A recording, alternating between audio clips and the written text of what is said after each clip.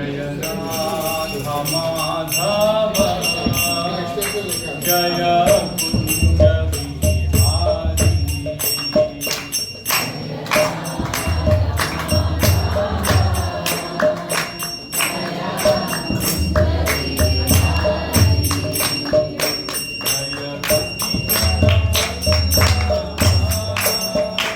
जय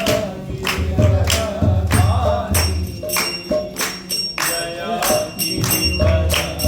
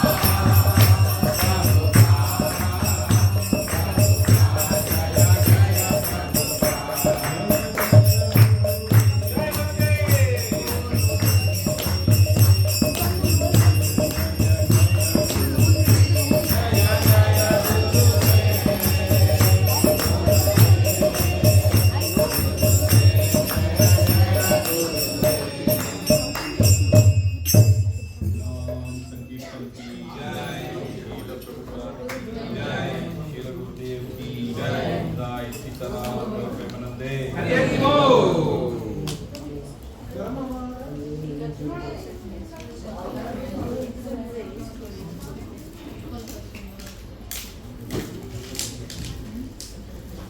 हरे Krishna. Hare Krishna. Welcome you all for today's सत्संग।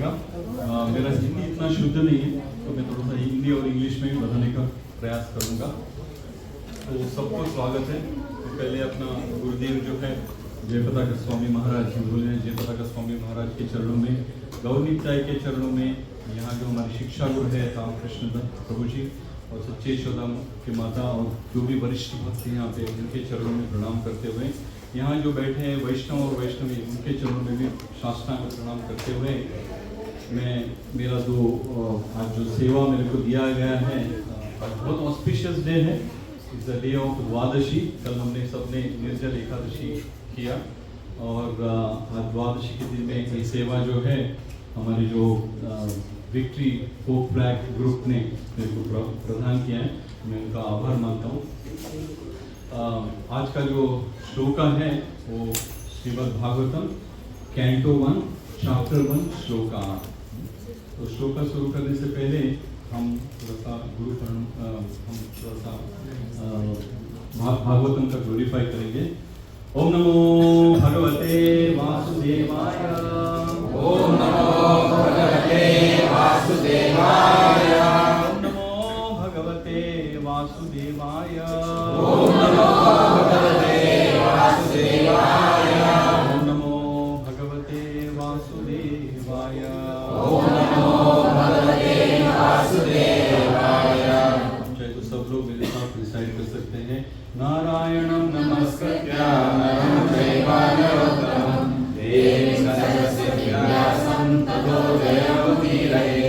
नष्टाप्रायेषु भद्रेषु नित्यं भागवत सेवया भगवते उत्तमश्लोके भक्ति भवति नैष्टिकी।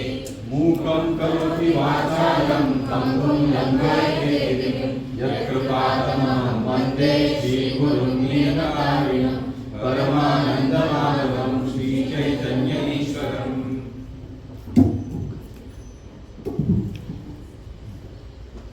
कृष्ण, मेरा आवाज आ रहा है सबको? तो आज का श्लोका है Shrimad Bhagavatam canto 1 chapter 1 shloka number 1।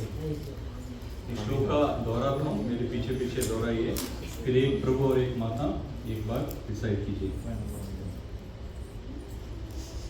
वेतितं स्वं सौम्य तत्सर्वं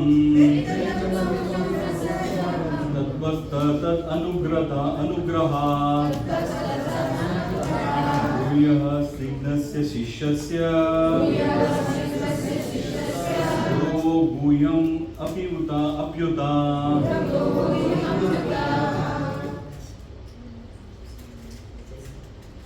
वेत्तत्वं सौम्य तत्सर्वं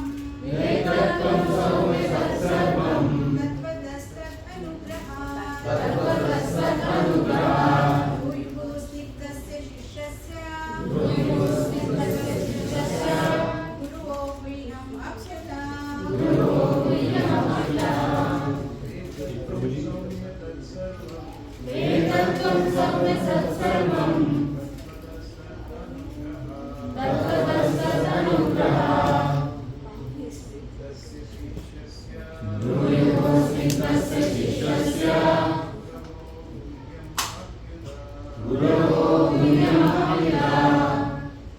इसका वो शब्दार्थ है वो बोलेंगे।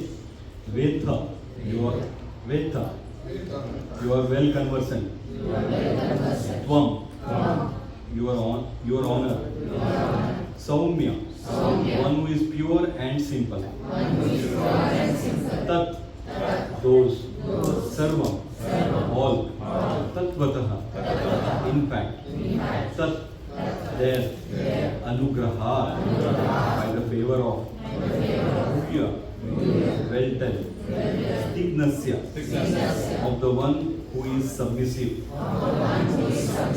Sishyasya, of the disciple. Guruvaha, the spiritual masters.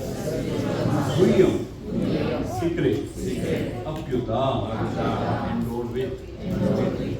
translation and purport by His Divine Grace Srila Prabhupada. Jai Shri Prabhupada. जय Shri Prabhupada. Translation. And because you are submissive, दोहराना चाहेंगे? Your spiritual master have endowed you with all the favor bestowed upon you. A gentle disciple. Therefore you can tell us all that you have scientifically learned from them. Purport पढ़ूंगा, हम आगे discuss करेंगे। Purport. The secret of success in the spiritual life is in the satisfying the spiritual master and thereby getting his sincere blessing. Srila Vishwanath Chakravarti Thakur has sung in the famous 8 stanzas of the spiritual master as follows. I offer my respectful obeisances unto the lotus feet of my spiritual master. Only by his satisfaction can one please the supreme personality of Godhead. And when he is dissatisfied, there is only havoc on the path of spiritual realization. It is essential, therefore, that the disciple be very much obedient and submissive to the bona fide spiritual master. Srila Sutta Goswami fulfilled all these qualifications as a disciple, and therefore he endowed with all the favors by his learned and self-realized spiritual masters such as Srila Vyasadeva and others. The sages of Naimisharanya were confident that Srila Sutta Goswami was bona fide. Therefore, they were anxious to hear from him. Pamadhyanatimirandasya jnananjanashalabraya chakshurumilitam yena tasmai Shri Gurave Namaha. Shri Chaitanya Manopishtam Sahitam Yena Bhutale Swayam Rupa Tada Mahyam Dadate Swapadhantikam Vandeham Shri Guru Shri Yudapadakamanam Shri Guru Vaishnavamsa Shri Rupam Sarvajatam Sarvajanaradhanam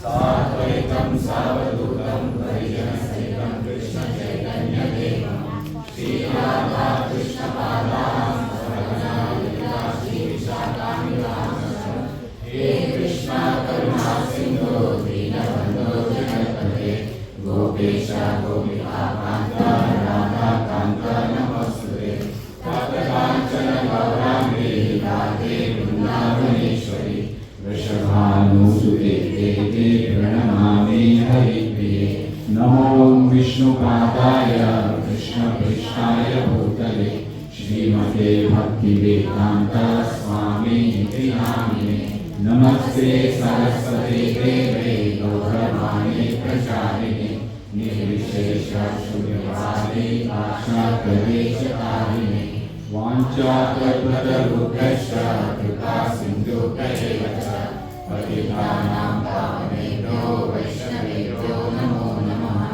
Jai Shri Krishna Chaitanya Prabhu Nityananda Shri Advaita Gadadhara Srivasadi Gaura Bhaktivinoda Hare Krishna Krishna Krishna Hare Hare Hare Rama Rama Rama Hare Hare. Krishna. कोई हिंदी में translation जो अनुवाद पढ़ना चाहेगा एक बार, खाली translation purport की जरूरत नहीं। किसी के पास है हिंदी? पढ़िए खाली ट्रांसलेशन। इससे भी अधिक चूंकि आप विमुक्त हैं, आपके गुरुओं ने एक सौम्य शिष्य जानकर आप पर सभी तरह से अनुग्रह किया है। अतः आप हमें वह सब बताएं जिससे आपने उनसे वैज्ञानिक ढंग से सीखा है। थैंक यू माता। तो ये श्लोक में हम देख सकते हैं यहाँ पे क्या हो रहा है। यहाँ पे जो क्वालिफिकेशन, जो प्रीचर, जो वक्ता है, जो व्यासासन पे बैठता है, उसके बारे में पिछले 2-3 हफ्ते से उसका जो प्रशंसा है वो चल रहा है। और ये किसके बीच में हो रहा है? ये हो रहा है Srila Sukadeva Goswami और Naimisharanya. In the place of Naimisharanya, there are thousands of sages, हजारों sages जमा हुए थे. किस प्रयोजन से? तो उनको लगा कि कलयुग आया है और कलयुग का प्रभाव सभी पे पड़ेगा, तो इसके लिए वो 1000 साल यज्ञ कर रहे थे. और जब भी वो यज्ञ कर रहे थे, उनके जो क्या बोलते हैं ऋषि के जो हेड थे, सौनक ऋषि थे, तो उन्होंने देखा कि सूत गोस्वामी जो है नैमिषारण्य में आ गए हैं. तो उन्होंने उनसे निवेदन किया कि आपने आपने जो है श्रीमद् भागवतम सुखदेव गोस्वामी के मुखार बिंदु से सुना है, तो आप इसका व्याख्यान हमको यहाँ करें, ऐसा उनको रिक्वेस्ट करते हैं. और ये जो है सुखदेव गोस्वामी परीक्षित महाराज को बोलते हैं. तो परीक्षित महाराज को बोलने के टाइम में उस जो सभा में है बहुत सारे जिन्होंने वेद क्या बोलते हैं श्रीमद् भागवतम जो कंपाइल किया लिखा वेद व्यास वो भी उसमें थे. तो उसमें से एक सूत गोस्वामी थे. बट जितने भी सेजस हैं वो बोलते हैं कि आप जो सूत गोस्वामी आप जो हो, पिछले 2 हफ्ते के पहले हमने सुना, तो उनका जो क्वालिटीज है उसमें बोला था अनघा. अनघा मतलब सिनलेस, जिन्होंने कभी अपनी जिंदगी में पाप का कृत्य नहीं किया. खाली उतना ही नहीं है, आप जो है श्रीमद् भागवतम को सिस्टमेटिकली आप पढ़ चुके हो और आप तो वेद के ज्ञाता भी हो. इसके लिए आपके पास बहुत सारा क्वालिटी है, तो आप हमको ये श्रीमद् भागवतम सुनाएं. तो यहाँ पे ये श्लोक में हम देख सकते हैं एक ग्लोरिफिकेशन हो रहा है सुखदेव सूत गोस्वामी का. बट ये जो वंडरफुल ग्लोरिफिकेशन है, आचार्य बोलते हैं ये जो क्वालिटी जैसा अनग है, सिडलेस है, वो सब क्वालिटी जो है एक्सटर्नल है.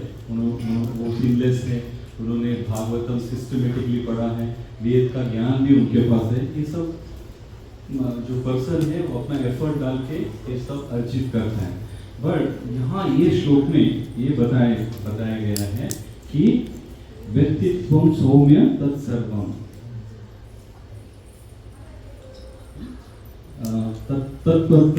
अनुग्रह. तो इसका मतलब क्या है?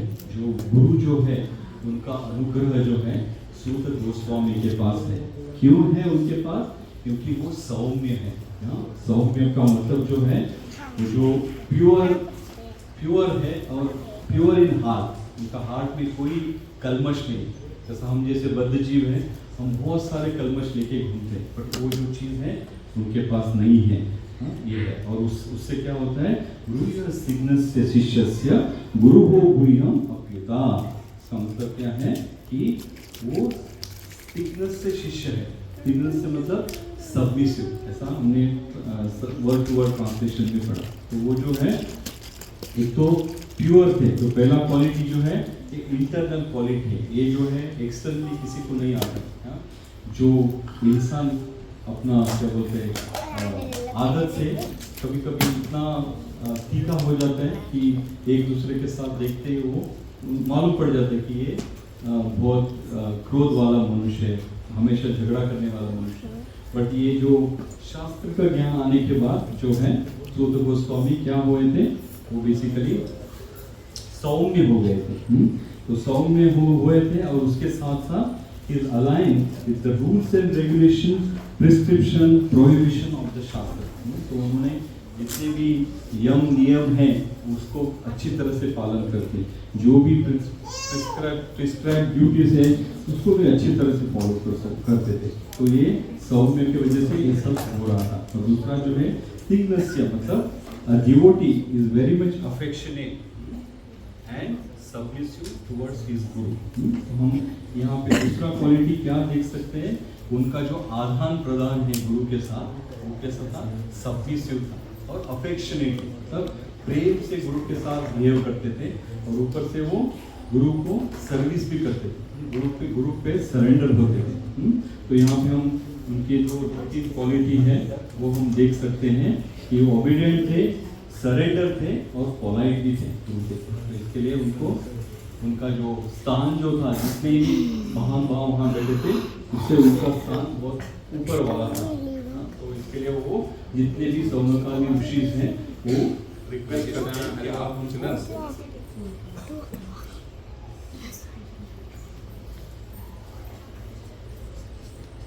हमको जो है श्रीमद् भागवत के बारे में बता दीजिए। तो मैंने थोड़ा सा स्टडी करने के बाद प्रभुपाद जी के बारे में देखा। तो प्रभुपाद जी हमेशा एक्सप्लेन करते थे। क्या एक्सप्लेन करते थे? The secret of success in spiritual life is to get sincere blessing of spiritual master. देखिए प्रभुपाद जी बार बार बोलते थे कि हमको स्पिरिचुअल इसमें हमको आगे बढ़ना है तो क्या चाहिए? हमको सिंसियर ब्लेसिंग चाहिए। किससे चाहिए? स्पिरिचुअल मास्टर से चाहिए। And how do we get this submissive render the services to the spiritual master? तो हम उनका सेवा करके उनके पास जाके उनका जितने भी उनका आज्ञा है उसको पालना करके हम इसको प्राप्त कर सकते हैं। तो इसी सिलसिले में एक कथा जो है चैतन्य चरितामृत का अंत लीला से चैप्टर 8 से आता है। ये बेसिकली है दो डिवोटी के बीच में, एक जो है ईश्वरपुरी है और दूसरे जो है रामचंद्रपुरी। ये दोनों माधवेंद्रपुरी जो थे उनके शिष्य थे। तो माधवेंद्रपुरी का जो अंत्यकाल आ रहा था तो वो थोड़ा सा बीमार रहते थे और हमेशा क्या बोलते हैं बिस्तर से उठ नहीं पाते थे। तो उनको बहुत तकलीफ होती थी। उनका जो दिननित्य का जो सेवा है या साधना से वो ऊपर थे, क्योंकि जब भी वो साधना करते थे भगवान कृष्ण स्वयं आके उनको दूध दिया भगवान ने, क्योंकि वो गोवर्धन पर्वत के पास बैठ के 3 दिन तक लगातार संकीर्तन करते थे। तो भगवान जो है बाल रूप में आके उनको दूध प्रदान करते ये बोलते। तो वो अलग सा स्टोरी। माधवेंद्रपुरी जो है बहुत उच्च कोटि के आचार्य थे। तो वो सोचते थे कि मेरा जीवन ऐसा हो गया है, मैं कृष्ण का सेवा नहीं कर पा रहा हूँ। तो वो कभी कभी ऐसे भाव में चले जाते थे जो राधा रानी और जो गोपियाँ हैं विरह भाव में जाते हैं। तो वो कभी कभी ऐसे भाव में जाते, वो हमेशा भगवान का चयन करते रहते थे।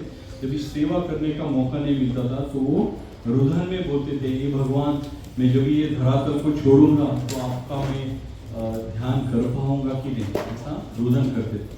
जैसे एक दिन ऐसा रुदन कर रहे थे तो उसी टाइम में जो रामचंद्रपुरी है वो वहाँ पे पधारे। रामचंद्रपुरी पधारे और देखा गुरु महाराज जो है रुदन कर रहे हैं। तो उन्होंने बोला, गुरु महाराज आप क्यों रुदन करते हो? आप रुदन मत करो। आप अगर कृष्ण को आप ध्यान नहीं कर सकते हो तो आप एक काम करो, ब्राह्मण का ध्यान करो। ऐसा वो अपना गुरु को क्या बोलते हैं इंस्ट्रक्शन देते हैं। तो गुरु को इंस्ट्रक्शन देना कभी अच्छी बात नहीं है। गुरु जो गुरु है क्योंकि उसने सब चीज़ देख लिया है, बट फिर भी ऐसा करते ही माधवेंद्रपुरी को बहुत क्रोधित हो जाते हैं माधवेंद्रपुरी वो स्थिति।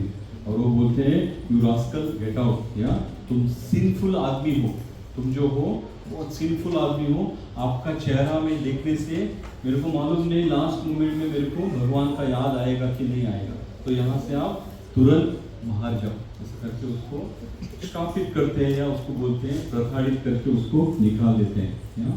तो ये निकालने के बाद देखिए गुरु का जो है हम पे एक क्या बोलते हैं डिससेटिस्फिकेशन, जो गुरु का आज्ञा नहीं पालन करने से गुरु का मन दुखने के बाद क्या होता है।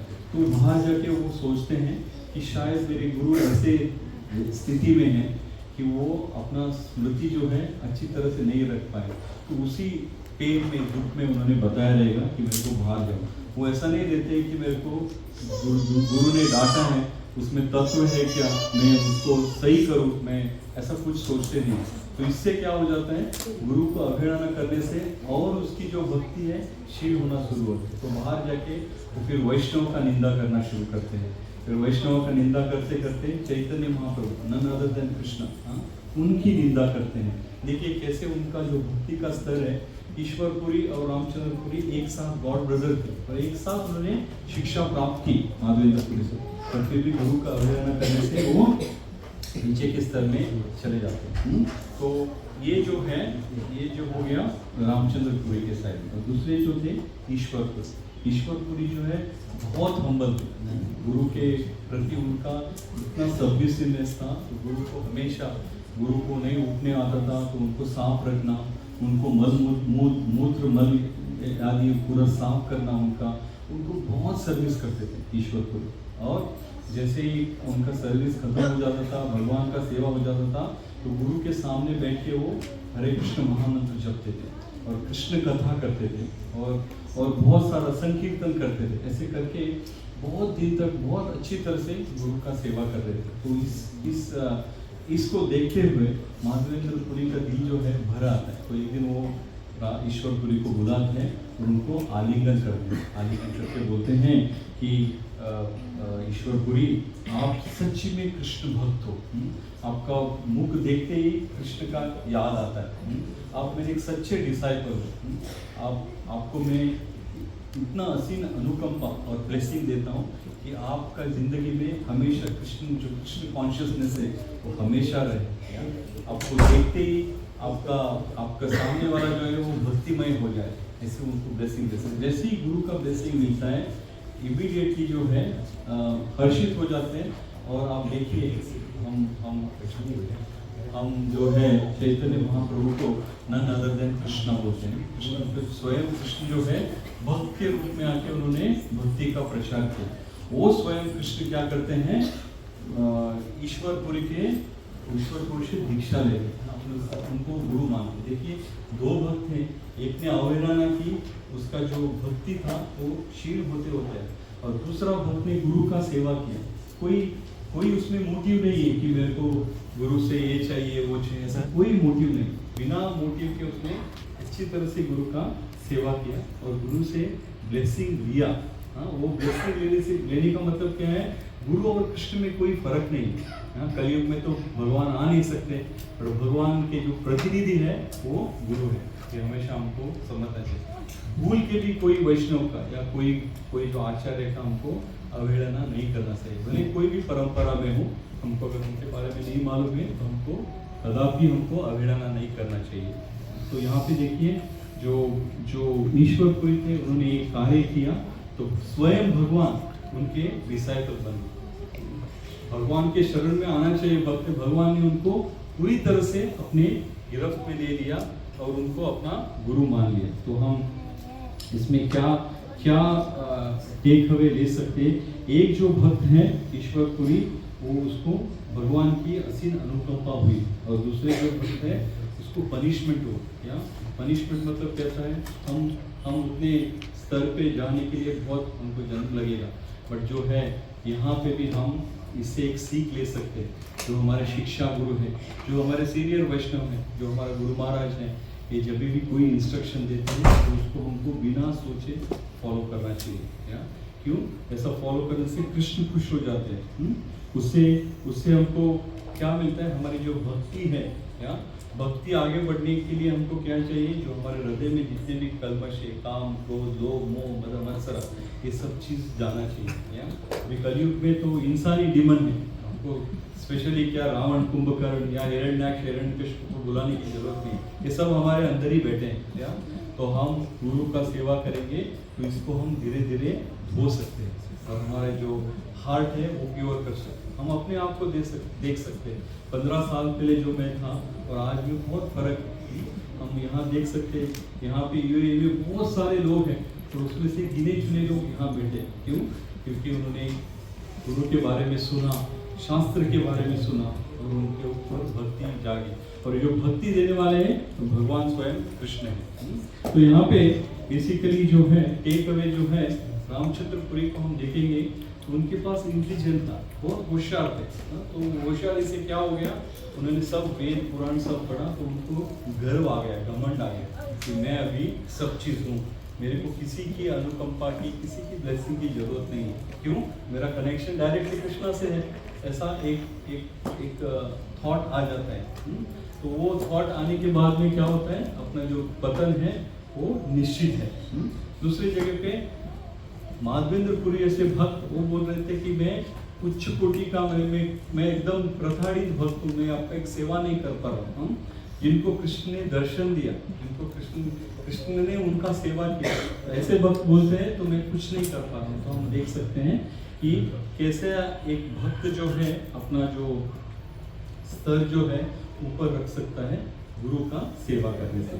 इसी वाक्य में भगवान कृष्ण भगवत गीता में बोलते हैं, 4th chapter verse 34 में बोलते हैं, तद विद्धिसिवली and render service unto them. The self-realized soul can impart the knowledge unto you because they have seen the truth. गुरु जो है, उन्होंने इसका प्रैक्टिस किया है और उन्होंने इसका जो ट्रूथनेस है, जो भगवान का जो असीम शक्तियाँ हैं या उनका जो अनुकंपा है, उन्होंने पर्सनली एक्सपीरियंस किया है। वो गुरु जब भी आप सरेंडर मोड में रहते हो तो आपको वो प्रदान करते हैं। तो इसमें दर्शाता है कि गुरु और डिसाइपल का रिलेशन कैसा होना चाहिए। एक पिता और पुत्र के बारे में, कलयुग में वो भी रिलेशन है नहीं, पर हम एक पिता और पित्र का रिलेशन कैसा होता है, ऐसा हमको होना चाहिए। जो भी हमारे शिक्षा गुरु हैं, दीक्षा गुरु हैं, जो भी सीनियर वैष्णव अगर कुछ बोलते हैं तो हमको बिना सोचे उसके बारे में, अगर वो शास्त्र के विरुद्ध बोलते हैं तो हमको कंसल्ट करना चाहिए, अदरवाइज हमको उसका पालन करना चाहिए। इसमें हमारा हमेशा भलाई होगा। क्या तो हम यहाँ देखेंगे, प्रभुपाद जी जो है परकोट में बता रहे हैं बहुत अच्छी तरह से, जो श्लोक है, जो तात्पर्य है, उसको लग के प्रभुपाद जी बोल रहे हैं कि श्रील विश्वनाथ चक्रवर्ती ठाकुर ने जो है उनको 8 श्लोक दिया है और प्रभुपाद जी ने अपने शेल्टर में इसको सही तरीके से हमको रोज प्रैक्टिस करना चाहिए। ऐसे मंगलारती में हम क्या बोलते हैं, संसार दाहवा नलरी कलोका प्रणय कारुण्या घनघनत्वं प्रप्तस्य कल्याणं वंदे गुरु श्री संक्षिप्त में हम देख सकते हैं कि I offer my respectful obeisances unto the lotus feet of my spiritual master. Only by his satisfaction can one please the supreme personality of Godhead. जो गुरु को संतुष्ट करने से हम किसको संतुष्ट कर रहे हैं, सुप्रीम पर्सनैलिटी, जो ये धरातल का मालिक है, उसको हम संतुष्टि दे पा रहे हैं। क्या तो ये हम प्रभुपाद की असीम अनुकंपा से हमको यहाँ से हमारी भक्ति शुरू होती है। गुरु को हमको कैसे रखना चाहिए, गुरु को हर में। और इसमें 8वां श्लोक जो है वो श्रीमद् भागवतम से भी दिया गया है। श्रीमद् भागवतम में 7वां स्कंद 9वां चैप्टर और 20 श्लोक में बोलते हैं, यस्य प्रसादा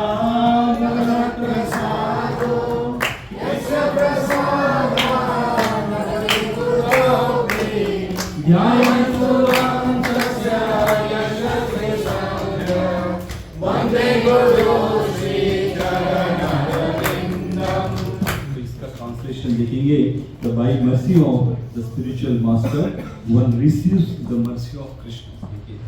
स्पिरिचुअल मास्टर का मर्सी मिलने से किसका मर्सी मिलता है, भगवान का, स्वयं भगवान का मर्सी।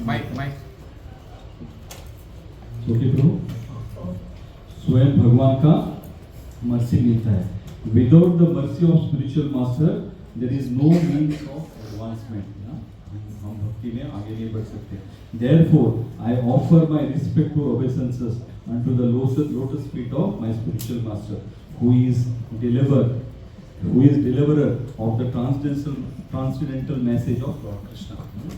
गुरु क्या करते हैं, जो कृष्ण का जो मैसेज है, जैसा भगवत गीता, भागवतम आदि पुराण का जो मैसेज है, वो गुरु अपने अंदर करतल करके फिर जो है डिवोटी को उसके बारे में एक्सप्लेन करता है।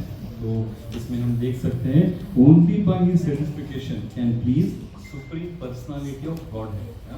भगवान को हम भगवान के प्रिय हो सकते हैं। तो इस सिलसिले में हम 1-2 एग्जाम्पल देखेंगे इतिहास पुराण से।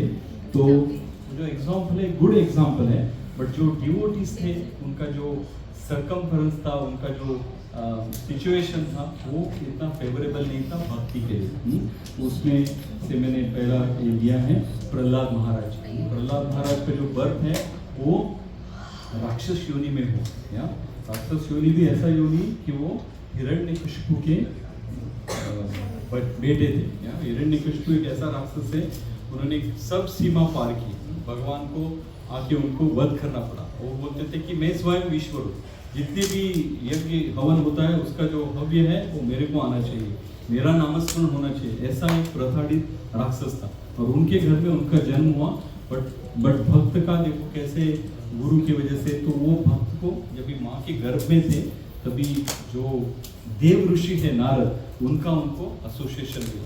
उनका एसोसिएशन से क्या हो गया, तो उनको जो भी भक्ति में जो भी आगे बढ़ने के लिए चाहिए, जो भी स्क्रिप्चर चाहिए वो उन्होंने डिसाइड किया, और माँ के गर्भ में रहते रहते उन्होंने उसको उन्होंने उतार लिया अपने जीवन में। और जैसे उनका जन्म हुआ तो जन्म से वो उनको मालूम था कि मेरा जिंदगी है खाली विष्णु का नामस्मरण करने से अच्छा होगा। तो वो स्टार्टिंग से पिता ने बहुत कोशिश किया, उसको पाठशाला में डाला, जो राक्षस गुरु थे उनसे सिखाया कि जो है परमेश्वर पिता जो है वो हिरण्यकशिपु है, बट वो नहीं बोलते थे परम पिता जो है वो, बट ऐसे करके उनको बहुत सारा प्रताड़ित करते, उनका जीवन का दुश्मन बन जाते हैं, उनको मारने का पूरा प्रयत्न करते, बट उनका एक बाल भी बाका नहीं कर पाते। ठीक है, भगवान कैसे अपना भक्त को रक्षा करते हैं। और उसके बाद में स्वयं जो है भगवान नरसिंह देव के रूप में आके हिरण्यकशिपु का संहार करते हैं। उसके बाद भी जितने भी देवी देवता थे कोई भी नजदीक जाना नहीं चाहता, क्योंकि बहुत क्रोधित रहते नरसिंहदेव, इतना उनको उनका भक्त को तकलीफ दिया, उनका भक्त को, तो इसके लिए बहुत क्रोधित रहते। सभी देवता मिलके जो प्रहलाद महाराज है उनको आगे करते हैं, उनको देखते ही नरसिंहदेव जो है वो शांत हो जाते हैं और उनको अपना गोदी में लेते हैं। तो देखिए कैसा, और बोलते हैं मांगो, कुछ मांगो मेरे से, आपने बहुत सहा मेरे लिए, आप मांगो। फिर भी अपने लिए प्रहलाद महाराज कुछ नहीं मांगते। ये जो है ओबिडेंसी जो है भगवान गुरु का जो सानिध्य होने के बाद ये सब चेंजेस है, वो अपने बारे में कुछ नहीं मांगते, वो सब ह्यूमैनिटी के लिए मांगते अपना पिता के बारे में इतना तकलीफ दिया फिर भी पिता का उद्धार मांगते। तो भगवान बोलते हैं आप नहीं, आपका जो 7 जनरेशन पहले और 21 जनरेशन आगे जो है सब लोगों को मैं डिलीवर कर दूंगा। तो इतना भगवान का असीम अनुक्रम का होता है, जो हम भगवान की जो है क्या बोलते हैं, भगवान के जो रिप्रेजेंटेटिव है गुरु, उसका हम उससे हमारा ये स्तर बन सकता है। इसमें दूसरा एग्जाम्पल जो है वो मैंने लिया है, जो है बलि महाराज, इनके पर्व होते थे। बलि महाराज जो थे बहुत प्रताड़ित थे, उन्होंने भी बहुत सारे जो दानों का जो धर्म है उन्होंने निभाया। मंथन में थे वो, फिर जब भी उनको अमृत नहीं मिला तो देवता पे आक्रमण किया, बहुत सारा उन्होंने किया। बट देन उनका मन में हुआ कि अगर ऐसा नहीं हुआ तो वैसा मैं वो जगह को हासिल कर लूँगा। तो उन्होंने अश्वमेध यज्ञ किया, और जब 100वां अश्वमेध यज्ञ था करने वाले थे, उसके पहले देवता ने मीटिंग करके भगवान को रिक्वेस्ट किया कि आप आओ और इसको रोको कैसे भी कर।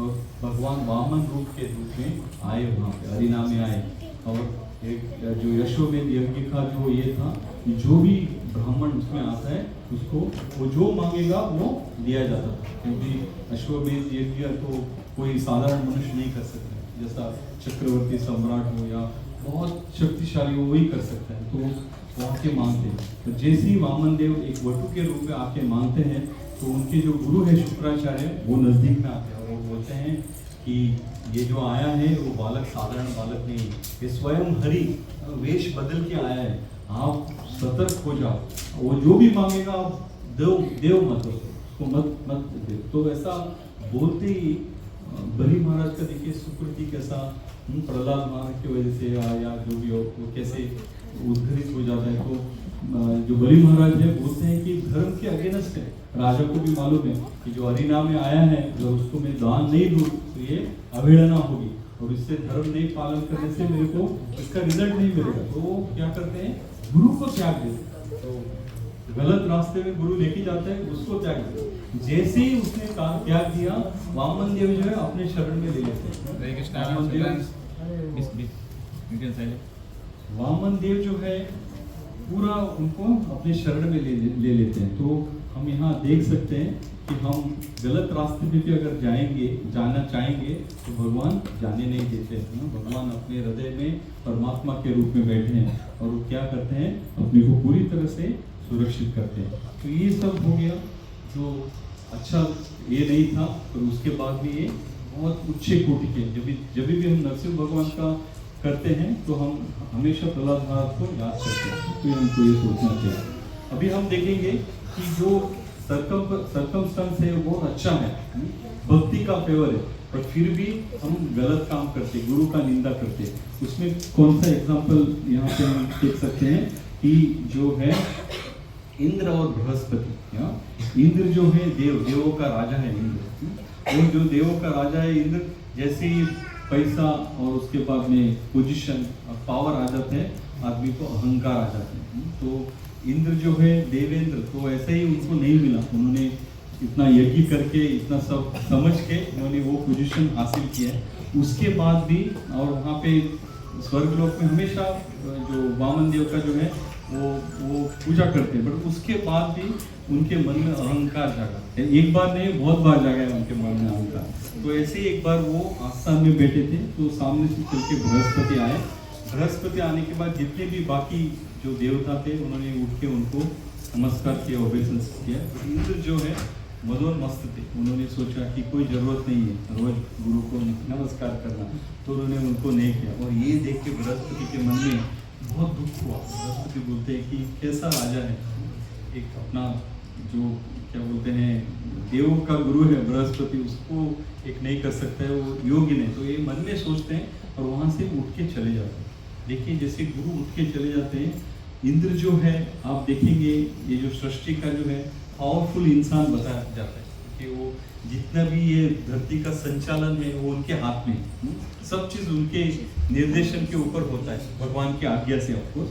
बट इतने पावरफुल आदमी, जैसे ही गुरु चला जाता है तो उनके साथ उसका जो शक्ति है वो क्षीण होने लगता है, क्योंकि वो उनका हृदय जो है कश्मल हो जाता है, क्षीण होने लगता है।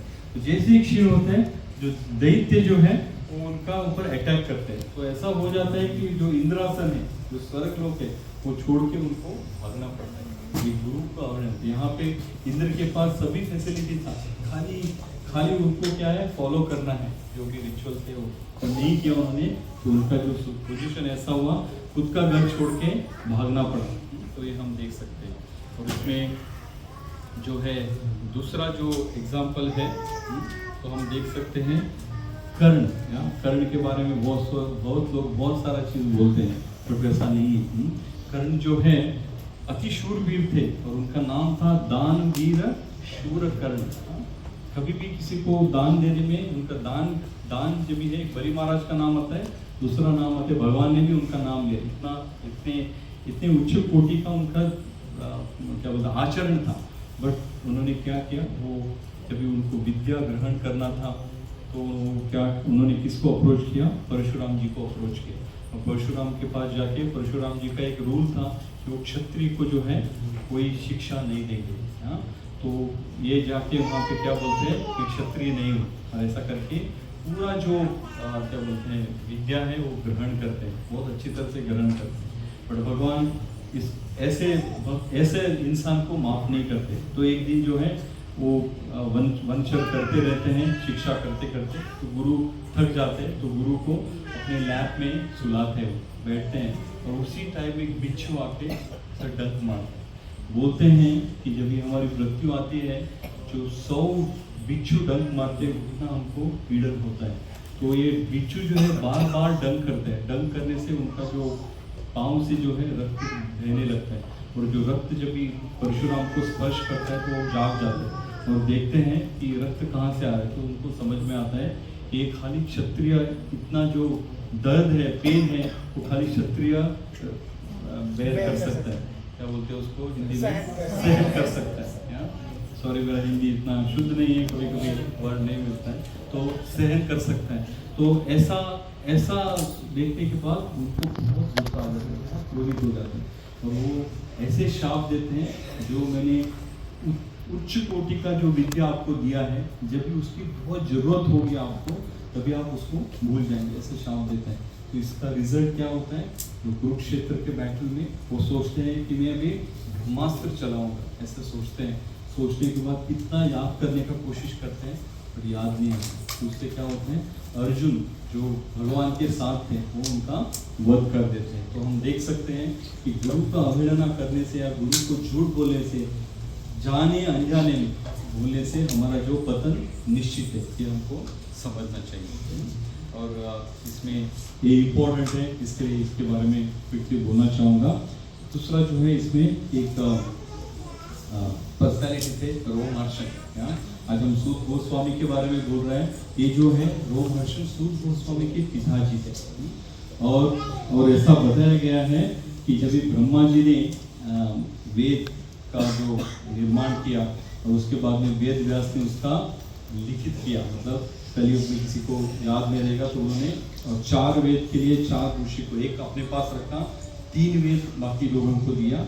और जो क्या बोलते हैं पुराण और इतिहास है वो रोमहर्षण ये जो है यही चैप्टर में यही स्कंद में चौथा चैप्टर में 22वां श्लोक में सूत गोस्वामी बोलते हैं कि वेद व्यास जी ने, मेरा जो पिता है रोमहर्षण, उनको इतिहास और पुराण का रिकॉर्ड्स और उसका इंचार्ज बनाया।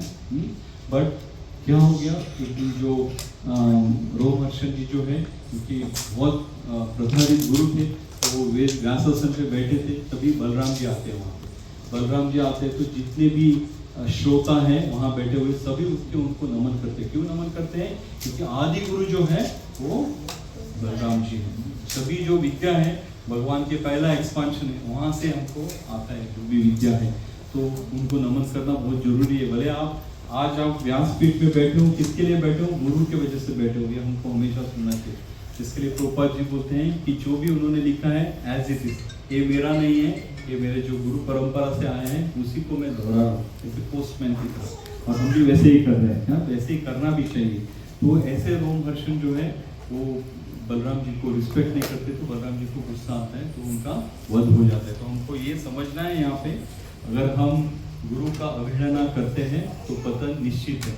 या तो भक्ति में पतन होगा या हमारा जो खुद का पतन होगा, इसमें कोई दो राय नहीं। तो हमको ये हमेशा समझना चाहिए कि जो भी सीनियर वैष्णव है, जो भी आचार्य है, उनको हमको हमेशा उनका जो रिस्पेक्ट और सर्विस जो है हमेशा करना चाहिए। हमारे जो बिलोड गुरु महाराज हैं, इस होलीनेस जय पताका स्वामी गुरु महाराज, वो एक बार 1991 में मेलबर्न में ऑस्ट्रेलिया में एक लेक्चर दे रहे थे। तो वो बता रहे थे कि उन्होंने अपना गुरु को कैसे, मतलब भक्ति में और जितने भी भक्तवृंद हैं उनको कैसे वो मोटिव करते थे। तो एक ऐसा क्या बोलते हैं इवेंट था, तो शाम की तरफ था, तो प्रभुपाद जी बैठे थे और सभी डिसाइपल बैठे थे। तो उनका जो गुरु महाराज है, इस डिवाइन ग्रेस भक्ति सिद्धांत सरस्वती गोस्वामी महाराज, उनका तिरोभाव डिसअपीयरेंस डे था। तो वो डिसअपीयरेंस डेज को कैसे सेलिब्रेशन करना चाहिए, ये उसके बारे में ये मीटिंग था। तो ये मीटिंग करते करते प्रभुपाद जी ने बताया कि जो भक्ति विनोद ठाकुर हैं, जो डिवाइन ग्रेस भक्ति सिद्धांत सरस्वती गोस्वामी महाराज के पिता थे, और हमारा परंपरा में जो है दूसरे आचार्य हैं जिनका फोटो हम यहाँ देख सकते हैं। तो भक्ति विनोद ठाकुर जी तो जो थे, उन्होंने कितना श्रम किया, क्योंकि चैतन्य महाप्रभु जाने के बाद जहाँ पे चैतन्य महाप्रभु का बर्थ हुआ था वो भी लुप्त हो गया। उसके बारे में भी कुछ पता नहीं था, क्योंकि तभी ब्रिटिश का राज था और एक जगह से दूसरी जगह जाने का इतना, तो उनके पास पावर था। तो पावर को लेके उन्होंने क्या किया, अपना जो गुरु है जगन्नाथ दास बाबा जी महाराज, तो उनको लेके वो नवद्वीप में गए। नवद्वीप में जाके उन्होंने जहाँ पे चैतन्य महाप्रभु का बर्थ प्लेस हुआ था उसको खोज निकालने के बाद वहाँ पे मंदिर बनाया, और उसको अच्छी तरह से जो हमारा जो गौड़ीय परंपरा है उसको अच्छी तरह से जाना चाहिए, ऐसा उसकी व्यवस्था की। और उसके बाद में जो भक्ति सिद्धांत सरस्वती गोस्वामी महाराज है, उन्होंने गौड़ीय मठ का स्थापन किया। कहाँ पे? मायापुर में। स्थापन खाली नहीं किया, उन्होंने बहुत बड़ा मंदिर बनाया। जो भक्ति विनोद ठाकुर ने बनाया था उससे भी बड़ा मंदिर बनाया, और बहुत लोगों को एकत्रित किया, और ऐसे 64 जगह पे उन्होंने अपना जो मठ है वो बनाया, और बहुत प्रचलित में आ गया ये गौड़ीय परंपरा, स्पेशली वेस्ट बंगाल में। तो प्रभुपाद जी बोल रहे थे कि हमको जो है हमारा गुरु का जो पदकमल है उसमें हमको चलना है। तो कैसे उनका इच्छा था कि मायापुर को जो है बड़ा धाम बनाना चाहिए। इसके लिए जब मायापुर का प्रोजेक्ट हो रहा था तो रोज उसके बारे में इंक्वायरी करते थे प्रभुपाद, भले वो इंडिया में हो या पाश्चात्य देश में हो तो हमेशा उसके बारे में पता करते रहते थे। तो ऐसे ऐसे बोलते बोलते उनकी आंखें नम हो गई, प्रभुपाद की आंखें, और उन्होंने कुछ बोला नहीं। उन्होंने बोला भक्तों को चैंट करो। क्यों? क्योंकि उनको लगा कि पहले वाले जो गुरु हैं उन्होंने कितना परिश्रम किया। हाँ, बट हम देख सकते हैं प्रभुपाद जी ने जो परिश्रम किया, हम उसका 0.001% भी हम नहीं कर रहे हैं। हाँ, प्रभुपाद जी ने अपना गुरु की आज्ञा से क्या किया, वो पाश्चात्य देश में गए। ऐसा नहीं है कि जेट में बैठ के गए या बोइंग में बैठ के गए, ऐसा नहीं गए, कार्गो शिप में गए। क्योंकि गुरु ने बोला तो आपका पाश्चात्य लैंग्वेज का ग्रिप बहुत अच्छा है, आप जाके कृष्ण का जो बारे में जो है प्रचार करो। तो एक मोटिव लेके वो गए। और उससे क्या हुआ, क्योंकि गुरु का ब्लेसिंग था उनके पास, कुछ नहीं था, 40 रुपए लेके गए थे। हाँ? और वहाँ पेंटिंग स्क्वायर में बैठ के हरे कृष्ण मंत्र, इससे कौन, और वो टाइम में तो हिस्ट्रीज इतने थे तो कोई, बट गुरु का अनुग्रह उनको उनके पास था। तो क्या हो गया, धीरे धीरे करके ये जो क्या बोलते हैं स्पिरिचुअल ऑर्गेनाइजेशन है बढ़ना शुरू किया। आज देखिए बोलते हैं कि ब्रिटिश राज में कभी सूर्य अस्त नहीं होता था, क्योंकि ब्रिटिश ने हर कॉन्टिनेंट में कोई ना कोई कंट्री को रूल किया है। हाँ? वैसे आज हम बहुत प्राउड से, बहुत खुशी से बोल सकते हैं कि प्रभुपाद का जो स्पिरिचुअल किंगडम प्रभुपाद जी ने बनाया है उसमें कभी सूर्यास्त नहीं होता।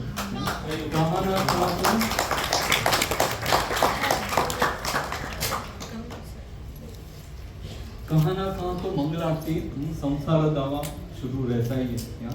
तो इतना बड़ा प्रभुपाद जी ने बनाया, एक ऐसा कंट्री है, मुस्लिम कंट्री, यहाँ पे बैठ के भी हम कृष्ण भक्ति कर पा रहे हैं।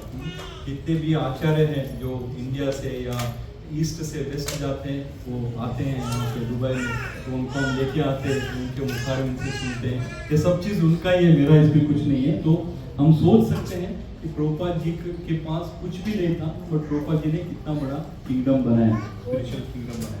ये क्यों बनाया प्रभुपाद जी ने? क्योंकि उनके पास गुरु का असीम अनुकंपा था, और वो असीम अनुकंपा उन्होंने अपने पास ही नहीं रखा।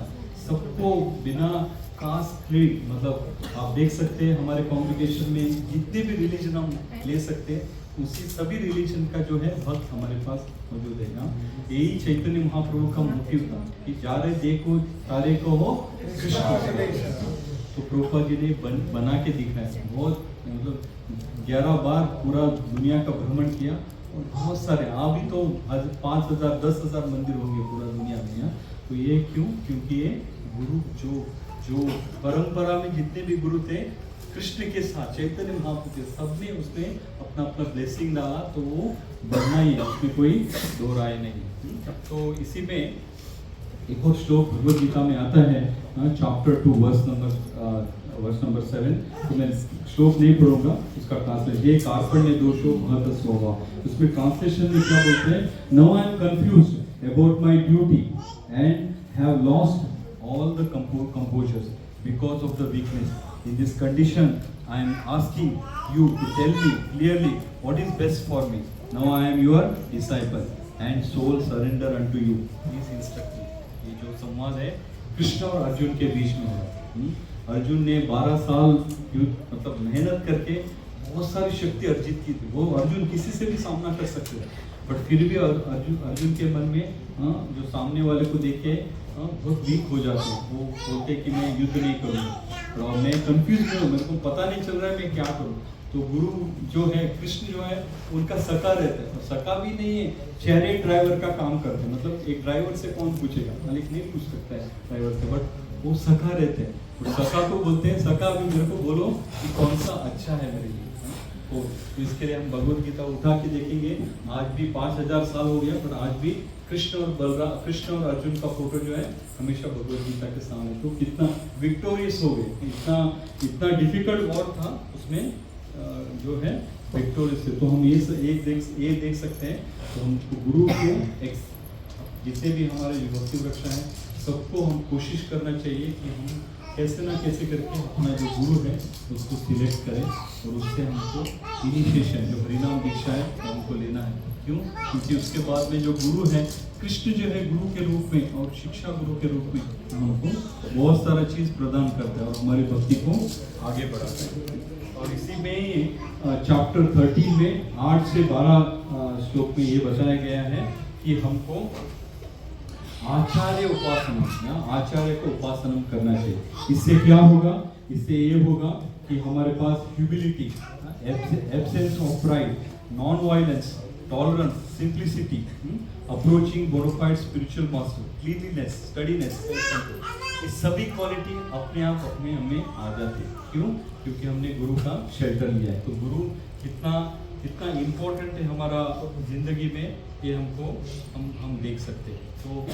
तो हमको कोशिश करना है कि हम जितने भी शिक्षा गुरु, दीक्षा गुरु हैं, उनका जो आज्ञा, क्योंकि डायरेक्टली दीक्षा गुरु के पास हमारा क्या बोलते हैं ये नहीं रहता है, बट हम वो ग्रहण कर सकते हैं। हमारे जो सेल लीडर हैं, यहाँ जो भी भक्ति वृक्षा में जाते हैं, और उसके ऊपर जो है हमारे पास इस बेस रामकृष्ण प्रभु जी है, सच्ची यशोदा माता है, बहुत बहुत प्रयत्न करते हैं हमारा जो शिक्षा है ऊंची तरफ जाए, और हमको जो भी दिक्कतें आती हैं स्पिरिचुअल जीवन में, तो उसको हमको अच्छी तरह से हम रिजॉल्व कर पाए और हम हमारे भक्ति में बढ़े। तो ऐसा हम बहुत प्रयास करते हैं। अभी लास्ट 2-3 हफ्ते में देखा, सभी वैष्णव फेस्टिवल हम अच्छी तरह से सेलिब्रेट करते हैं। खाली सेलिब्रेट भी नहीं करते हैं, सबको बुला के उनको भी हम प्रसाद की वितरण करते हैं। और स्पेशली अभी जन्माष्टमी के बाद कार्तिक महीना आता है, वहाँ पे हम घर घर जाके भगवान के बारे में और गुरु के बारे में बताते हैं। खाली बताते नहीं है, उनको बुलाते भी हैं। डे विद कृष्णा सेलिब्रेट करने के लिए बुलाते हैं, वहाँ पे उनको एंटरटेन करते हैं, आकर्षित करने का कोशिश करते हैं, और भगवान को चढ़ाया हुआ प्रसाद जो है ऑफर करते हैं। ये जो भगवान को चढ़ाया हुआ प्रसाद ऑफर करना है, रूपा जी ने इतना बड़ा किंगडम इसी की वजह से बनाया। रूपा जी हमेशा जो रसगुल्ला, क्योंकि बंगाली थे, तो गुलाब जामुन रसगुल्ला बना के लोगों को खिलाते थे, खिला के जो है भक्त बनाए। उनका सभी क्या बोलते हैं जो था वो सहन करते थे, बट वो प्रसाद खाने की वजह से उनका जो हृदय है शुद्ध हो गया। और जितने भी हमारे परम आचार्य, बहुत सारे आचार्य हैं, तो पाश्चात्य देश है, तो वो हम देख सकते हैं कि कैसे हमको एक गुरु का शरण लेने से हमारी जो भक्ति की वृद्धि, भक्ति की खाली नहीं है, मटेरियल चीज़ का भी वृद्धि हो जाता है। क्यों? क्योंकि हम कोई भी कार्य करने से पहले 10 बार सोचते हैं, और उसके बाद हमें कंसल्ट करने के लिए कोई एक क्या बोलते हैं केयर टेकर है हमारे लिए, उसको हम पूछ सकते हैं। और हम देखते हैं कि जो भी सेवा हो जाता है उसमें कोई मोटिव रख के कोई कार्य हम नहीं करते। तो हमको हमेशा सोचना चाहिए कि हम गुरु के शेल्टर में रहें, हम किसी ना किसी के शेल्टर में रहें, और हम उनको सेवा जो है अपना सर्व, सब लोग आप करते हैं, बट ये खासा सुन के बैठ के ये बताने का क्या बोलते हैं इंस्ट्रक्शन था इस श्लोक में, इसके लिए मैंने बताया। सब लोग आप कर रहे हैं, बट इसके साथ में जिन्होंने भी अभी तक इस मार्ग में आगे नहीं बढ़े हैं, तो उनको कोशिश करना चाहिए कि एक गुरु को सिलेक्ट करें। उसके लिए जो आवश्यकता है, जैसा अभी तो भक्ति शास्त्री पढ़ना है, तो वो सब करें, IDC कोर्स करना है वो सब करें, और इसमें आगे बढ़ने का कोशिश करें। तो अभी हम देख सकते हैं, तो यहाँ पे टेक अवे होम क्या है। तो हमको पहली बात ये देखना है, जो गुरु है वो परंपरा में आना चाहिए। ऐसा नहीं कि इंडिया में जाएंगे तो बहुत सारे गुरु मिलेंगे, बट वो जो गुरु है परंपरा में आने से क्या होता है, तो पहला गुरु है भगवान कृष्ण है ना, जो हम जिस गुरु को लेते हैं उससे जो कृष्ण तक है पूरा लिंक होना चाहिए, ये हमको देखना है। गुरु परंपरा में हो, और वो जो गुरु है 24/7 कृष्ण भक्ति करे, वो दूसरा कोई और काम नहीं करे। क्योंकि वैसे बहुत सारे गुरु मिलते हैं, उनका अलग मोटिव रहता है, तो ऐसा गुरु हमको नहीं चाहिए। तो परंपरा में हो, और दूसरा जो है गुरु को लेने के बाद उसको हम पूरी तरह से सरेंडर हो, पूरी तरह से सरेंडर हो। तो सरेंडर होने की वजह से क्या होता है, जो नॉलेज है वो हम इजीली एक्वायर कर पाते हैं। ऐसे ही नॉलेज एक्वायर करने के लिए इंटेलिजेंस तो चाहिए ही, बिना इंटेलिजेंस का तो नहीं आएगा। पर खाली इंटेलिजेंस होने के बावजूद भी हम पूरा जो क्या बोलते हैं शास्त्र है उसको अंडरस्टैंड नहीं कर पाएंगे। अगर उसमें हम गुरु का जो ब्लेसिंग है वो ऐड करेंगे, जो गुह्य ज्ञान है, जो बहुत ना समझने वाली ज्ञान है, वो भी हमको समझ में आने लगता है। क्यों? क्योंकि उसमें गुरु का ब्लेसिंग रहता है। गुरु के साथ साथ जितने भी वैष्णव हैं उनका ब्लेसिंग आ जाता है, और उसके बाद में जो भगवान कृष्ण स्वयं कृष्ण है उनका भी हमको ब्लेसिंग, इंटेलिजेंट देने वाले ही हुए, तो वो आ जाते हैं। तो हमको ये कोशिश करना चाहिए कि हम गुरु का ब्लेसिंग से ये ज्ञान जो है अर्जित करें, और उसके बाद में हमको इसको स्प्रेड भी करना है। जो हमारे जो नियर वन डियर वन हैं, हमारे जो साथी हैं, उनको भी हमको उनको बताने का कोशिश करना चाहिए। सिंपल चीज़ है, प्रसाद खिला के हम इनिशियली बोल सकते हैं जैसा प्रभुपाद जी ने बताया, और उसके बाद में धीरे धीरे करके उनको हम ये कर सकते हैं। तो ये बोल के मेरा वाणी को यहाँ पे विराम देता हूँ मैं। ये बोलने में कोई त्रुटि है, ये बिल्कुल मेरी त्रुटि है, मेरा जो अज्ञान की वजह से मैंने शायद बोला रहेगा, पर इसमें कोई अच्छी बात है। ये जो है, जो हमारे शिक्षा गुरु इस देश रामकृष्ण प्रभु, सच्ची ईश्वर माता और जो भी परम वैष्णव हैं, वरिष्ठ वैष्णव हैं, उन्होंने जो सिखाया वो मैंने बताने का कोशिश किया, तो ये श्रेय उनको जाता है, मेरे को नहीं। ऐसा बोल के मेरा वाणी को मैं यहाँ विराम देता हूँ। हरे कृष्णा कृष्णा कृष्णा हरे हरे, हरे राम राम राम हरे हरे।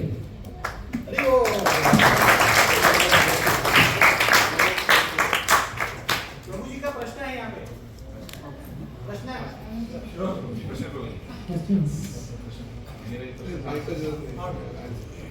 पूछने की जरूरत नहीं, उनको सब मालूम है, मेरा काम खींचना है। आपका धोती खींच रहे उसी तरह से घर से बांध जाएगा। कितना बार डाला? बोलिए, आपने आज बहुत अच्छा लेक्चर दिया गुरु निष्ठा के बारे में, गुरु आज्ञा, गुरु की सेवा के बारे में। उसमें आपने एक एग्जाम्पल दिया जहाँ पे वो अनजाने में गुरु का अपराध हो जाता है, जैसे उनको पता नहीं रहता है, फिर भी वो उसका उससे जैसे कर्ण का एग्जाम्पल दिया। So his intention was to serve guru, he did not want to disturb, लेकिन फिर भी उससे भी उनका पतन हो गया।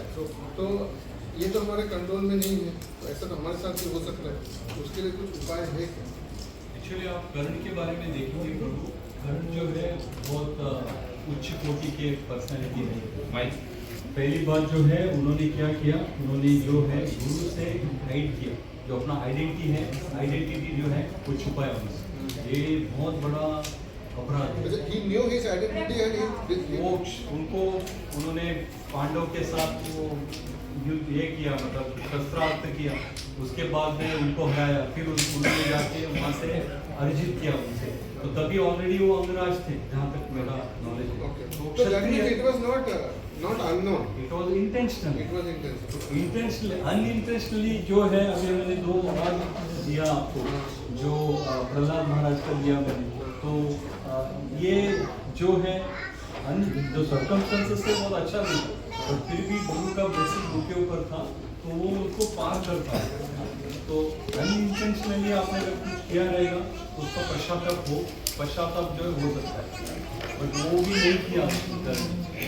कर्ण ने क्या किया, नहीं मैं बहुत शूरवीर हूँ, मेरे से बड़ा बंधुधरी कोई नहीं है, ऐसा उनका गर्व था, अहंकार था।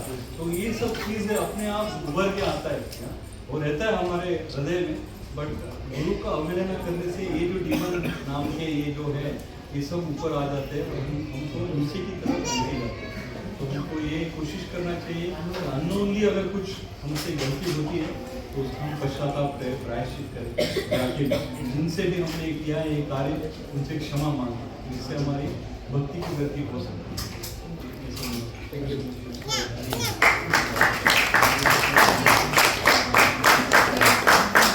प्रभु जी, माता जी का भी एक प्रश्न है। एक क्वेश्चन था प्रभु जी, I thought that Karan was not about his identity. Same question has not been asked. Identity मतलब पुत्र था, उसमें कोई दो राय नहीं है, पर वो क्षत्रिय था। बिना क्षत्रिय का तो इतना क्वालिटी उसमें आता ही नहीं, तो वो क्षत्रिय था उसने, क्योंकि उसने बताया कि मैं ब्राह्मण हूँ, ऐसा कुछ तो उन्होंने बताया गुरु को, उसने गलत आइडेंटिफिकेशन। तो ये जो है ये अपराध है, बड़ा अपराध है, क्योंकि उनका रूल था कि मैं खाली क्षत्रिय को छोड़ के बाकी सबको ये विद्या दूँ। स्पेशली जो विद्या लेने वाले हैं ब्राह्मण ही कैटेगरी आते हैं, बाकी 2 कैटेगरी तो लेंगे नहीं, शस्त्र का तो विद्या नहीं लेंगे, तो बचा हुआ है ब्राह्मण, तो ब्राह्मण बोल के वहाँ सोचते हैं, बट वो क्योंकि ब्राह्मण इसका जो दर्द है वो सहन नहीं कर पाते, इससे उनका आइडेंटिटी भगवान खुलाते हैं, हम ऐसा बोल सकते हैं।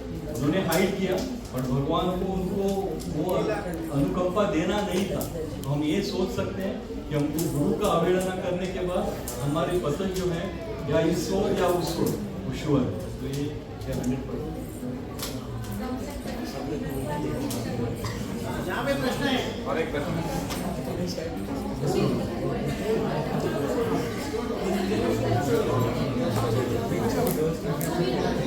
हरि बोल, हरे कृष्णा, चलो भाई 5 मिनट सब बता दीजिए। माइक ले लूँगा।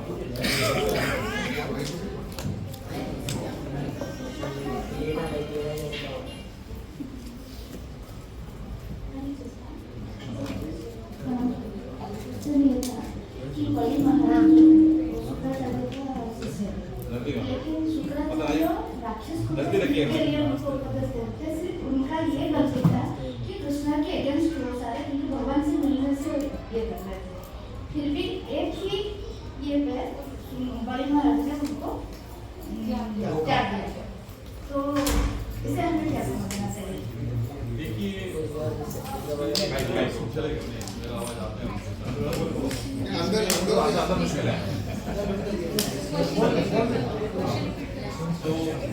तो माता जी का सवाल ये था कि जो बलि महाराज जो थे अपने गुरु का आज्ञा पालन करके वो क्या बोलते हैं यज्ञ कर रहे थे, और उनका एक ही त्रुटि था कि जब यज्ञ में जो दान धर्म करना था तो उनके गुरु उनको रोकते हैं और वो क्या बोलते हैं नहीं कर पाते। तो नॉर्मल इंसान के बस में गुरु मिसगाइड करता है तो उसकी दशा क्या होगी, ये आपका सवाल है। तो मैं ये बताना चाहता हूँ माता जी, अगर हमारा मोटिव अच्छा है, हमारा जो हम जो करने वाले कार्य है वो अच्छा है, तो भगवान हमको कहीं ना कहीं से मदद करते हैं। तो यहाँ पे आप देखिए कि वो राक्षस कुल में थे और वो प्रताड़ित थे देवों से। क्यों? देवों ने उनको चीटिंग किया, उनको अमृत चाहिए था। पहले डिस्कशन में ये हुआ था जो भी आएगा ठीक ठीक बांटा जाएगा। जैसे अमृत आया, भगवान खुद मोहिनी के रूप में आए और सभी देवताओं को दिया। तो उनके पास ये जो क्या बोलते हैं जो चीटी का जवाब देना था, तो उनका इंटेंशन जो था पहली बार जो है इंद्र का जो पोजीशन है वो हासिल करना, बट वो प्रहलाद महाराज के पुत्र थे और उनका जो इंटेंशन वहाँ पे आप देख सकते हैं कि धर्म जो क्या बोलता है, हमको हमेशा धर्म का पालन करना चाहिए। धर्म ये बोलता है कि जो अरीना में जो बैठा है उसके पास कोई भी ब्राह्मण आता है, कोई भी रूप में आता है, उसको दान देना चाहिए। और दान देने का मतलब क्या, कोई अपना जान तो नहीं मांग रहा है, बट ये और इतना छोटा सा वटू है, मांग के क्या मांगेगा। जब भी क्या बोलते वामन देव 3 पग मांगते हैं तो उसको करेक्शन करता है बलि महाराज, बोलते 3 पग में कुछ नहीं आएगा, क्या मांग रहे हो, कुछ बड़ा मांगो। बट बलि रामन देव बोलते इतना ही दे दो। तो हम ये सोच सकते हैं कि उनका जो देने का जो भाव था ऊंची कोटि का था। उन्होंने क्या किया, गुरु जो है हमको जो क्या बोलते हैं धर्म के अगेंस्ट बोल रहे, उन्होंने रियलाइज किया और उधर का उधर ही डिसीजन लिया उन्होंने कि नहीं, मैं तो यहाँ पे बैठा हूँ, भले ये पूरा मेरा यज्ञ चले जाए बट मैं बिना देह में नहीं उठूंगा। इसके लिए क्या बोलते हैं बलिदान अपने आप को दान कर दिया उन्होंने। तो ये कोई नहीं कर सकता, इसलिए दान के लिए पहला जो नाम आता है बलि महाराज, क्योंकि अपने आप को कोई दान नहीं कर सकता है। हम में उतना क्षमता नहीं है कि हमारा गुरु हमारा दान मांगे तो प्रैक्टिस से हो सकता है। तो बलि महाराज का जो दान के बारे में जो था उच्च कोटि का था, तो उन्होंने अपना गुरु को रिजेक्ट किया।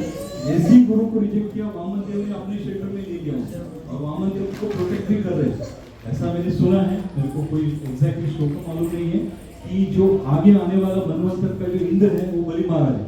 मतलब देखिए कि उन्होंने कितना बड़ा पोजीशन हासिल किया, खाली एक दान करके अपने आप को दान कर दिया। तो वामन देव बहुत खुश हो गए। तो भगवान जो है, अगर हमारे साथ कुछ अच्छा होना है हमारे कर्म की वजह से या जो भी है, तो भगवान हमको प्रोटेक्ट करते हैं, कोई दो नहीं। Thank you.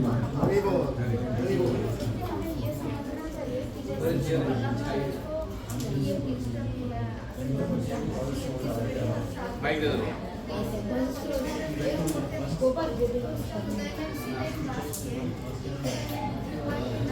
हमें ये जो इसके लिए बोलते हैं माता जी, जो एंसेस्टर है हमारे यहाँ, हम पितृ तर्पण करते हैं। ये भले कोई भी हम सन्यासी नहीं है तो हमको पितृ तर्पण 100% करना चाहिए। पितरों का ब्लेसिंग, आज जो क्लास का आप देखिए, हरे कृष्णा, हरे ब्लेसिंग, इसमें ब्लेसिंग से ही सब चीज बन रहा है ना? भले हम अच्छे साइड में हो या बुरे साइड में हो, अगर गुरु का ब्लेसिंग है हमारे पास तो भगवान हमको कहाँ से आके हमको क्या बोलते हैं प्रोटेक्ट करते हैं, तो उसमें कोई दो राय नहीं। तो हमको कोशिश करना चाहिए कि जो भी रिचुअल्स है जैसा पितृ तर्पण वो करें 100%, उससे उनका आशीर्वाद मिलेगा, फिर वैष्णव का आशीर्वाद मिलेगा, उससे हमारी भक्ति 100% है। Thank you ma'am.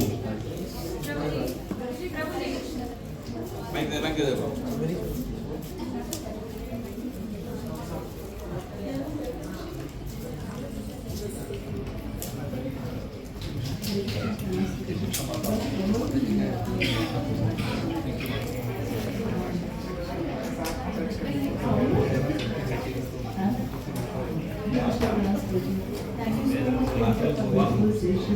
प्रभु जी, मेरा एक प्रश्न था कि काम को लेकिन यहाँ पर जो एग्जाम्पल्स दिए गए, जैसे गुरु के बारे में मैंने एग्जाम्पल दिया है, गुरु के अगर हमने अवहेलना की या गुरु के बारे में हमने कुछ अपशब्द बोल दिए तो गुरु मतलब क्रोधित हो जाते हैं। जैसे अभी दुर्वासा मुनि हो या फिर ये बलराम जी का लिया, फिर बृहस्पति जी का लिया, फिर या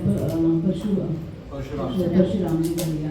तो यहाँ हर जगह गुरु क्रोधित हुए। तो क्या हुआ था लास्ट वीक मेरे बेटे के साथ मैं 2.72 पढ़ रहे थे, तो उसने यही कि उसमें वो परपोर्ट भी किया गया है कि दुर्वासा मुनि ने कैसे अम्बरीश महाराज जी पे नाराज हुए, और ये तो उसका ये प्रश्न था कि वो मुनि है फिर भी वो इतना क्रोधित हो गए। आप तो मुझे बोलते हो गुस्सा नहीं करना है, काम करो तो मोह, तो यहाँ कैसे? तब तो मैंने ये बोला था कि अच्छा ईगो होता है, तो बैड ईगो, गुड ईगो, तो वैसे ही क्रोध में भी ऐसे ही रहता है डिफ्रेंसिएशन। तो यही प्रश्न। बट सबसे इम्पोर्टेंट है माता, जो 3 सेटल जो है, एक मिनट प्रभु जी, नहीं चलेगा, नहीं प्रभु जी चलेगा, आपको सब मालूम है। तो हमारे जो मन बुद्धि अहंकार है माता, जो 3 सेटल है, इसमें हमको बहुत केयर लेना है, क्योंकि अहंकार जो है आदमी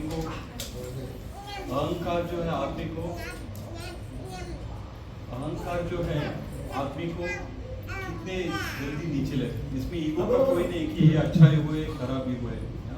हो सकता है कि हम जो क्या बोलते हैं खराब ईगो है उसको अच्छी तरह से भी यूज कर सकते हैं। जैसा एग्जांपल है हमारे हनुमान जी, उनको बहुत प्रताड़ित किया तो उन्होंने अपना ईगो जो है भगवान का सर्विस में यूज किया, पूरा लंका को जला डाला।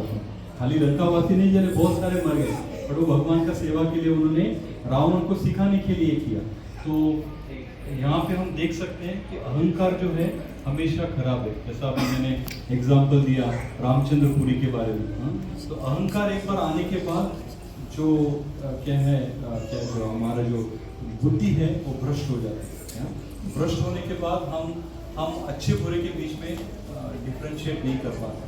तो इससे हमारा क्या बोलते हैं पतन ईश्वर है, तो हमको क्या बोलते हैं ओबीडिएंट या सबमिसिव होना है। गुरु के पास हम सबमिसिव हो गए तो हमको ये अहंकार धीरे धीरे चला जाएगा। जैसा हम देखते हैं कि बहुत सारे जो क्या बोलते हैं, जैसा आपने बोला दुर्वासा मुनि, उनके मन में ऐसा अहंकार था कि मैं किसी को भी टेस्ट कर सकता हूँ। और अम्बरीश महाराज जो एक शुद्ध भक्त थे भगवान के, और उन्होंने ऐसा नहीं कि कोई नियम का उल्लंघन नहीं किया। उन्होंने कंसल्ट किया अपना स्पिरिचुअल मास्टर जो भी थे वहाँ पे आस्थान में, तो कंसल्ट किया कि हम जो पारायण टाइम है उसको भी इंटैक्ट रखें और दुर्वासा मुनि का भी जो आज्ञा है उसको भी हम चेंज न करें। ऐसा करके उन्होंने खाली पानी मात्र लिया, पानी मात्र ग्रहण किया, और उससे दुर्वासा मुनि क्रोधित हो गए। क्यों? अहंकार की वजह से, कि मैंने आपको इंस्ट्रक्शन दिया, आपने फॉलो नहीं किया। तो क्यों वो आए नहीं? बहुत देर वेट किया उन्होंने। अगर पारायण टाइम खत्म हो रहा था तभी उन्होंने एक बूंद पानी पी, तो सोच सकते हैं कि कितने उच्च कोटि के ये थे। तो भगवान ने कोई ऑर्डर नहीं दी कि दुर्वासा को मारो। जैसे उन्होंने राक्षस को क्या बोलते हैं उद्भव किया, जैसे ही वहां से सुदर्शन चक्र निकला, विष्णु ने नहीं बोला सुदर्शन चक्र को कि जाके उनको मारो, तुरंत आए। तो हम ये समझ सकते हैं कि हम भगवान के ऊपर निष्ठा रखते हैं, गुरु के ऊपर निष्ठा रखते हैं, गुरु की आज्ञा से कोई काम करते हैं तो वो हमको कोई भी दिक्कत से बचा सकते हैं, उसमें कोई दो राय नहीं। तो हम अम्बरीश महाराज और दुर्वासा मुनि के से सीख सकते हैं। दुर्वासा मुनि स्वयं शिव के अवतार थे, और देन उनको इतना भागना पड़ा, तीनों लोग भागना पड़ा, ऊपर नीचे भागना पड़ा, फिर से वो विष्णु के पास गए, मेरे को बचाओ। तो विष्णु ने बोला मैं नहीं बचा सकता हूँ, मैंने आज्ञा नहीं दी है जाके आपको प्रताड़ित करो, बट ये जो है अपने आप गए, क्यों, मेरा इंस्ट्रक्शन है उसको, तो जिसका आपने अवहेलना किया है उससे जाके क्षमा मांगो।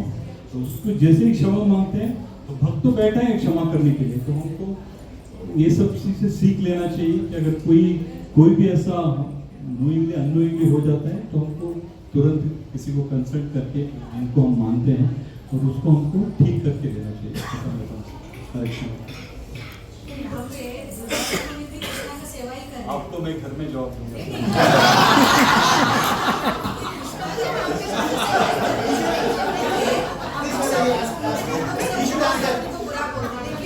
दुर्वासा मुनि भी कृष्णा का सेवा ही कर, कृष्णा का महानता बताना चाहते हैं। देखिए हर एक इसमें वो भक्तिवत करते हैं, फिर कृष्णा के बचा है, तो वो भी एक तरह से कृष्ण का सेवा ही कर रहे हैं। तो नॉर्मल ऐसा नहीं थे, मिस्टिक योगी थे इतना उनका कि एक क्षण में वो कोई भी लोग में जा सकते थे, तो वो भी कृष्णा का सेवा ही कर रहे थे। मैंने इसके लिए बोला क्योंकि यहाँ पे जो वरिष्ठ भक्त हैं वो चाहते हैं कि मैं यहाँ बैठूँ और खाना इसलिए मैं बोला। तो हम लोग ये भी सोचना चाहिए कि हम लोग दुर्वासा मुनि को बिल्कुल सही, बिल्कुल। हाँ, अरे इसमें अभी देखिए यहाँ पे किसका मानता हुई, वो क्रोध में आए, भगवान ने आके बचाया, तो यहाँ पे भगवान का ही मरे हुआ ना, तो भगवान की वो एक तरह से सेवा करे, अपने क्रोध को भगवान की सेवा में लगाए, भले उनको भले कोई बुरा बोले। प्रभु जी जैसे कि बलि महाराज जैसे अपना हाथ होता है इनके मुंह में हंसी आ जाती है। क्योंकि वो अश्वमेध यज्ञ इसलिए कर रहे थे क्योंकि इनको इंद्र की पदवी चाहिए थी, तो वो अगर गुरु को नहीं मान रहे थे तो उनको तुरंत मिल जानी थी वो पदवी, लेकिन उन्होंने अपने गुरु को नहीं माना तो उनको नहीं मिली, और वो अब मिलेगी, वही पदवी उनको मिलेगी। तो इस तरह से गुरु की अवहेलना करने से उनका जो लक्ष्य था वो डिले हो गया, ये समझ सकते हैं। अब हम इसको ऐसे ले सकते हैं माता, क्योंकि उसके आगे जो घटना घटी वो घटी नहीं, होने वाला था, जो वामन देव क्या करने वाले थे, क्योंकि भगवान जो है किसी चीज को ऊपर नीचे कर सकते हैं। भगवान ने बहुत बार लिखा है कि जो मैं बोलता हूँ वही धर्म है। लोगों ने बहुत सारा, अर्जुन ने बहुत सारा तत्व दिया, ये मेरे क्या बोलते हैं आचार्य है, ये मेरे गुरु है, ऐसा सब बहुत सारे लोगों का, भीष्म पितामह है, तो सबका बोला कि इनको मारने से मेरे को पाप आएगा, वर्ण संकर है। तो भगवान बोलते हैं मारो, क्यों? क्योंकि भगवान जानते हैं कि पास्ट प्रेजेंट एंड फ्यूचर ये सब भगवान की लीला है, ऐसा हमको लेना चाहिए माता, क्योंकि भगवान जो है हृदय में परमात्मा के रूप में बैठे हैं, वही डायरेक्ट करते हैं हम कि अगर हमसे ये बोलते हैं, हमेशा बोलते रहते सभी आचार्य कि विनाश काले ये जितने रावण, कुंभकर्ण, हिरण्यकशिपु जो था, जो हिरण्याक्ष का वध होता है तो उनको बीवी को ज्ञान दे रहा था कि ये जो शरीर है नश्वर है, आप चिंता मत करो, बट फिर भी उसने ऐसा कार्य किया, अपना बेटे को प्रताड़ित किया, क्यों? क्योंकि ये लीला है भगवान की, जो क्या बोलते हैं स्क्रिप्टेड लीला है, और वो ऐसे ही जाएगा, दूसरा जो हम सोचते हैं वैसा नहीं जाने वाला। तो हमको उस चीज को हमको ऐसा लेना चाहिए कि भगवान की लीला है। भगवान वैकुंठ में बैठे थे और वहां से उनको आना था, उनको आस्वादन करना था वीर रस का, तो ये सब चीज हमको लेना है कि कैसे आचार्य बोलते वैसे लेना है। अगर ये नहीं हुआ होता तो क्या होता, ये हम ऐसा उसका प्रेडिक्शन नहीं कर सकते, डिले हुआ, बट जो भी हुआ अच्छा हुआ, क्यों? क्योंकि वो उनका नाम आज भी लिया जाता है। उन्होंने कोई अच्छा कार्य नहीं किया बलि महाराज ने, भले उनको हेल्प किया समुद्र मंथन में, बट उसके बाद में कोई अच्छा कार्य नहीं किया। जो इंद्र थे उनको प्रताड़ित किया, उनको भगाया, लिटरली भगाया। फिर उन्होंने को लगा कि मैं शास्त्र से ये जो क्या बोलते किंगडम में मैं अर्जित करूँ, ऐसा करके उन्होंने अपना गुरु को कंसल्ट करके ये किया, 99 क्या बोलते हैं अश्वमेध खत्म किया, 100वां करने वाला था। बट भगवान ने ये वोट से नहीं चलता है, मतलब भगवान की डिसीजन है कि इसके बाद ये इंद्र बनेगा, इसके बाद ये सब पोस्ट है, तो भगवान ने सोच के रखा। तो तो भगवान ने सोच के रखा है, इसके लिए बलि महाराज को वो बुद्धि दिया रहेगा भगवान ने कि अपना गुरु को रिजेक्ट करो। और वो कोई गलत चीज से रिजेक्ट नहीं कर रहा था, वो धर्म के अनुसार रिजेक्ट कर रहा था। क्योंकि जो अश्वमेध में याग में कोई भी ब्राह्मण आता है उसको कुछ ना कुछ देना जरूरी है, जो मांगता है वो देना जरूरी है। और गुरु जो है, जो जिन्होंने 99 यज्ञ करवाया और 100वें यज्ञ में वो बोलता है कि आप मत दो, क्योंकि ये हरि है। अंडरलाइन करके भी बोल रहे हैं ये विष्णु है, वेश बदल के आया है आपका ये ब्रेक करने के लिए। इसका मतलब है कि जो श्रीमन नारायण जो परम पिता है वो मेरे दरवाजे पे मांगने के लिए आए तो मैं क्यों ना दूं। तुरंत अंदर जो अंतर आत्मा है वो बताती है कि दे दो, जो मांगता है दे दो। वो इनफैक्ट मांगते हैं कि 3 पद, छोटे छोटे हाथ वाले पाँव रहते हैं, वो बोलते हैं कि ये गलत मांग रहे थे, कुछ और बड़ा मांगो, मैं बड़ा दूंगा। तो बोलते मेरे को इतना ही चाहिए। तो उनको पता रहता है मन में कि इससे मेरा भलाई होने वाला है। तो इससे हम सीख सकते हैं कि हमने मतलब गुरु को अवहेलना नहीं करना चाहिए, बट गुरु हमको अलग गलत रास्ते पे ले जाता है। हमारे गौड़ीय परंपरा में भी ये दृष्टांत है। हमारे जो भक्ति विनोद ठाकुर है उन्होंने अपना गुरु को रिजेक्ट किया, फिर उन्होंने जगन्नाथ बाबाजी महाराज को अपना गुरु माना। तो हम सोच सकते हैं कि अगर गुरु इन लाइन विथ धर्म नहीं है, इन लाइन विथ क्या बोलते हैं स्क्रिप्चर नहीं है, तो हम उसको रिजेक्ट कर सकते हैं। बट मैं और आप जैसा बद्ध जीव जो हम ये डिसीजन नहीं ले सकते, इसके लिए हमको कंसल्टेंसी चाहिए जो हमसे ज़्यादा जानते हैं। जैसे यहाँ पे अभी हमारे पास शिक्षा गुरु है, बहुत सारे वरिष्ठ हो, उनको कंसल्ट कर सकते हैं मेरी ये दिक्कत है तो मैं कैसे आगे बढ़ूँ। बट परंपरा में अगर गुरु रहेगा, हम सब लोग परंपरा के गुरु के फॉलो करते हैं, तो उसमें ये दिक्कत आती नहीं, हमको इतना सोचने की जरूरत नहीं।